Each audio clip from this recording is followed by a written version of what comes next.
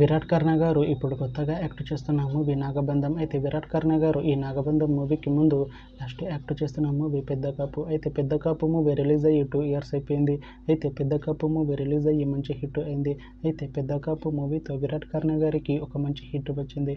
అయితే విరాట్ కర్ణ గారు పెద్ద కాపు మూవీ రిలీజ్ తర్వాత 2 years టైం గ్యాప్ తీసుకొని ఇప్పుడు మళ్ళీ ఈ నాగబంధం మూవీలో యాక్ట్ చేస్తున్నారు విరాట్ కర్ణ గారు.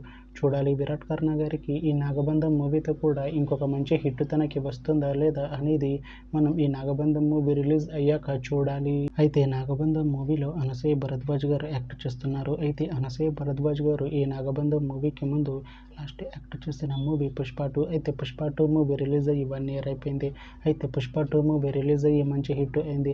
అయితే పుష్ప 2 మూవీతో అనసూయ భరద్వాజ్ గారికి ఒక మంచి హిట్ వచ్చింది.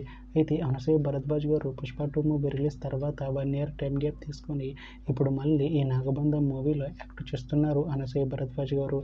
చూడాలి అనసూయ భరద్వాజ్ గారికి ఈ నాగబంధం మూవీతో కూడా ఇంకొక మంచి హిట్ తనకి వస్తుందా లేదా అనేది మనం ఈ నాగబంధం మూవీ రిలీజ్ అయ్యాక చూడాలి.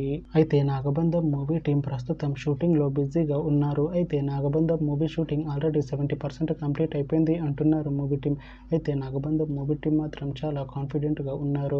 ఈ నాగబంధం మూవీ మంచి హిట్ అవుతుంది అంటున్నారు మూవీ టీం. అయితే నాగబంధం మూవీని 2026లో రిలీజ్ చేసేలా ప్లాన్ చేస్తున్నారు movie team.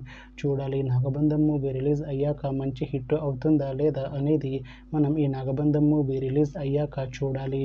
Thanks for watching this video friends. మీకు ఈ వీడియో నచ్చితే ఈ వీడియోని లైక్ చేయండి. ఇంకా ఇలాంటి మూవీ అప్డేట్స్ కోసం ఈ ఛానల్ని సబ్స్క్రైబ్ చేసుకోండి.